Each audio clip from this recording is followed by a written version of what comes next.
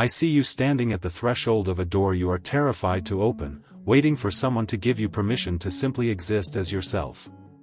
You look for validation in the eyes of others, turning your life into a performance designed to keep you safe from the very thing that would actually save you, the discomfort of your own individuality. Subscribe now, not for comfort, but because you are tired of living as a ghost in your own story, and you are finally ready to face the psychological birth you've been avoiding for decades. You are currently paralyzed by a conflict you refuse to name, the war between your need to belong and your desperate hunger to be free. You tell yourself you are waiting for the right time, or for support, to arrive, but the truth is far more clinical and cold. You are using your loneliness as a shield to protect you from the terrifying responsibility of exercising your own will. The void you feel isn't caused by the people who left you or the opportunities you missed, it is the silence of a self that has been suppressed to the point of extinction. Your suffering doesn't come from external lack, but from the internal betrayal of your own creative force. You are not a victim of circumstance, you are the architect of your own imprisonment, carefully maintaining the walls of your comfort zone because you fear the birth of who you truly are. 1. The illusion of the waiting room. You watch as you inhabit a self-imposed waiting room, convinced that your life will begin only when someone else provides the key. You believe that if you are good enough, or patient enough, the world will eventually reward you with the sense of belonging you lost the moment you left the womb. This is the fundamental lie of your existence, the belief that your identity is something granted by others rather than something forged by your own hands. You are not waiting for life, you are hiding from it. Every time you look for a sign or a mentor to tell you what to do, you are committing an act of self-sabotage. You are effectively saying that your own will is insufficient to navigate the world. This is a regression to the state of a child, seeking the protection of the womb because the light of independence is too blinding. You prefer the familiar ache of being unfulfilled over the sharp, cold air of being real. Your stuckness is actually a decision, a daily choice to remain small. It is easier to complain about the lack of support than it is to stand up and face the rejection that inevitably follows true self-assertion.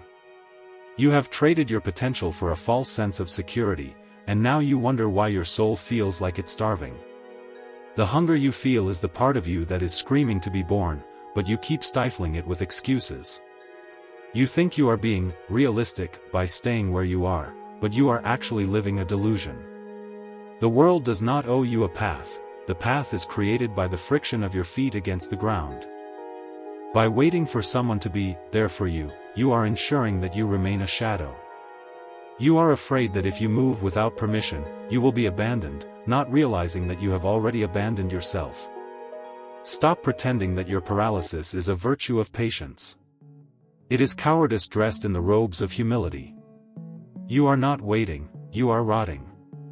The only way out is to accept that you are entirely alone in your choices, and that this loneliness is the only place where freedom can breathe.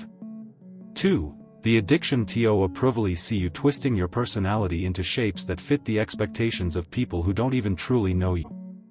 You have become an expert at reading the room, adjusting your tone, and silencing your desires just to maintain a fragile peace. You call this being empathetic or kind, but I call it what it really is, a desperate strategy to avoid the trauma of separation.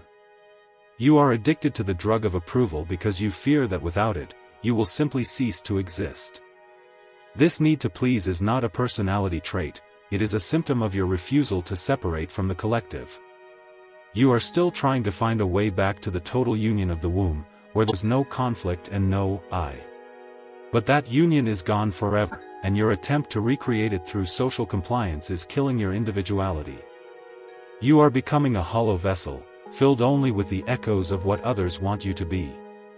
Every yes you say when you mean no is a nail in the coffin of your own will.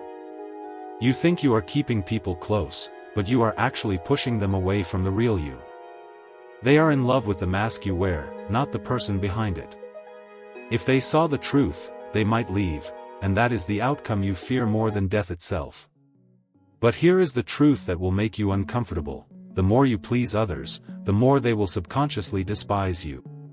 People can sense the lack of a core, they can feel the vacuum where a person should be. By having no boundaries, you are inviting them to use you as a footstool for their own egos. You are not a martyr, you are an accomplice in your own erasure. True creation of the self requires the courage to be disliked. It requires the strength to say, "This is who I am," regardless of whether you accept it. Without this declaration of will, you are nothing more than a biological machine repeating the patterns of your environment. You are trading your life for a smile from a stranger, and it is a pathetic bargain. 3. The trauma of birth and the fear of Levinji realize that every time you face a new challenge, you experience a primal wave of anxiety that you cannot explain. This is the echo of your first separation, trauma of birth. You were ripped from a state of perfect harmony and thrown into a world of cold air and sharp lights. Ever since then, you have been terrified of any change that threatens your current nest, even if that nest is made of thorns. You mistake this anxiety for a warning that you are doing something wrong, but it is actually the sound of your own growth. You are so afraid of the pain of separation that you choose to stay in situations that are toxic, boring, or beneath you.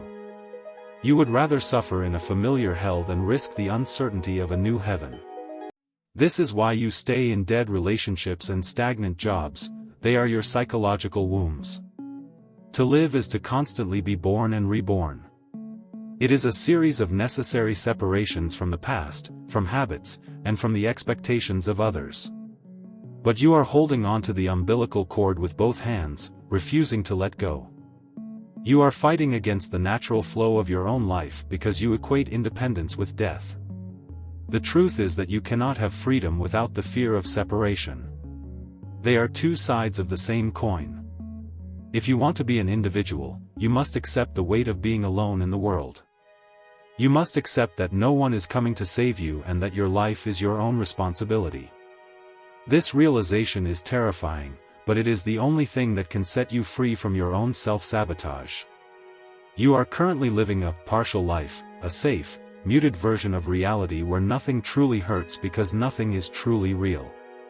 You have traded intensity for security. But a life without risk is not a life at all, it is a slow crawl toward the grave. You are so afraid of dying to your old self that you have forgotten how to live as a new one. 4. The will to create your own reality. I see you acting as if your life is a movie you are merely watching, rather than a script you are writing. You talk about destiny or luck as if these are external forces controlling your path. This is a convenient fiction that allows you to avoid the terrifying power of your own will. You are not a victim of your circumstances, you are the creator of them. The will is not just a desire, it is the force of your being asserting itself in the world. Most people spend their lives suppressing this force because it causes conflict with the wills of others. You have been told that being strong-willed is a flaw, so you have replaced your will with a list of shoulds. You do what you should do, eat what you should eat, and love who you should love, and you wonder why you feel like a ghost. Creating your own reality requires the destruction of the reality that was handed to you. You must be willing to burn down the house of your childhood, the expectations of your parents, and the norms of your society to build something that is actually yours. This is an act of aggression, and it is why you avoid it. You want to be nice, but you cannot be both nice and real.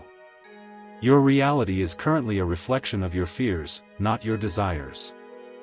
You have built a life that protects you from what you are afraid of, rather than a life that pursues what you love.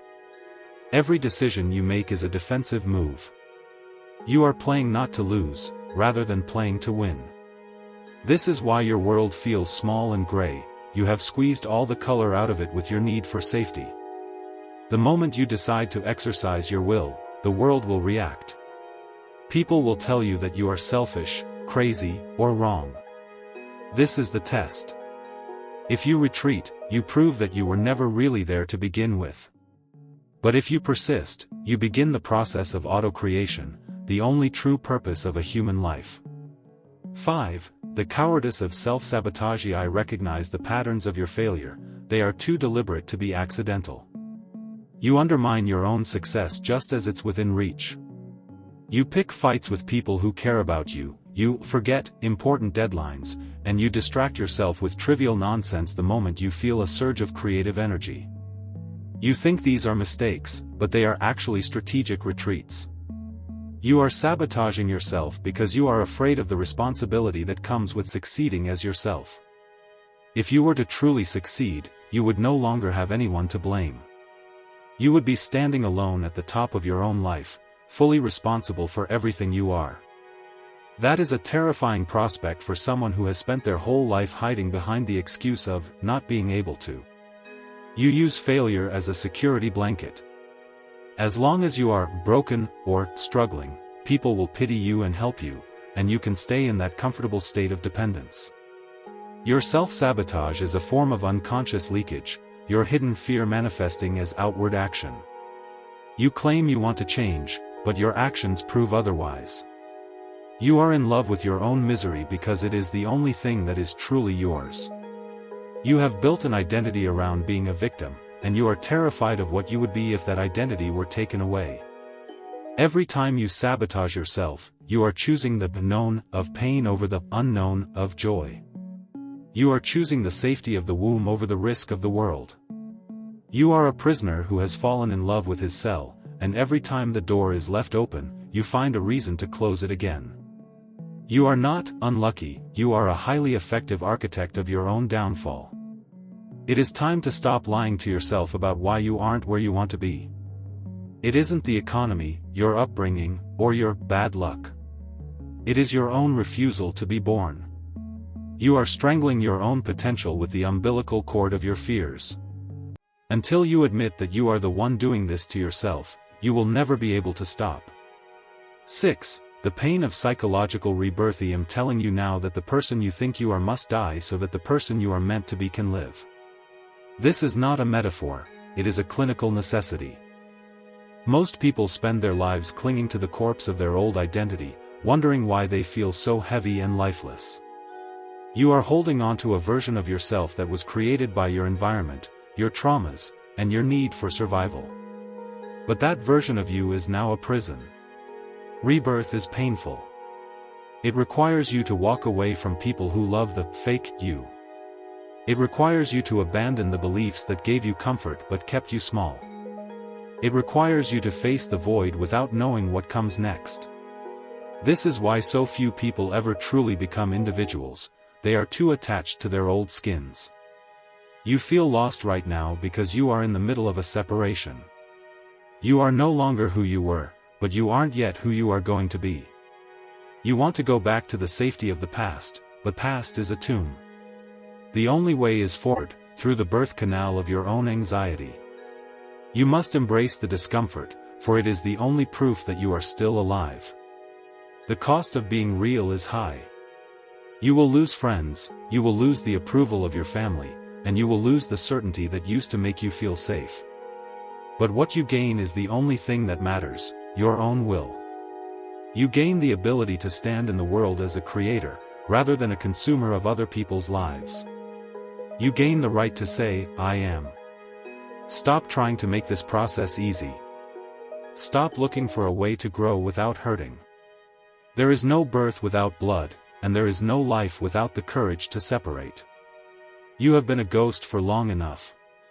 It is time to breathe the cold air of reality and finally, for the first time, begin to exist for yourself. Conclusion: I do not offer you comfort, for comfort is the enemy of the soul. I offer you the truth that you have been your own jailer all along. Your reality is not something that is happening to you, but something you are actively manufacturing through your refusal to choose yourself. You can stay in the safety of your stagnation, or you can accept the terrifying gift of your own will and finally begin the agonizing process of becoming real. The door is open, but only you can decide to walk through it, and in that decision, and that decision alone, is the only birth that matters.